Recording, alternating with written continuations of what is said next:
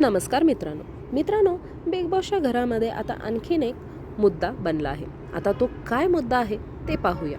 तर आता बिग बॉसने एक नवीन प्रोमो टाकलेला आहे, ज्यामध्ये दिसून येत आहे की सागर कारंडे जे आहेत ते अनुश्री आणि रुचिता या दोघांना ओरडताना दिसत आहेत.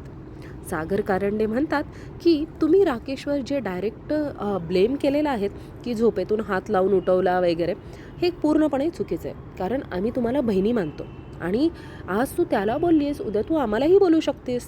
तर आता लगेचच अनुश्री आणि रुचिता जे आहेत ते दोघेही पलटतात आणि ते दोघी म्हणतात की आम्ही कॅरेक्टरवर बोललेलंच नाही आहे, आम्ही अजिबात बोललेलं नाही आहे, त्यांनी ओढावून घेतलेलं आहे. मला इवन रितेश सर जरी येऊन सांगितले तरी माझं वाक्य हेच असणार आहे की मी अजिबात बोललेलं नाही आहे. मला माहिती आहे ते 25 वर्ष त्यांचं इंडस्ट्रीमध्ये नाव आहे, मी फ्रेशर आहे, त्यामुळं बोललं तर मलाच जाणार.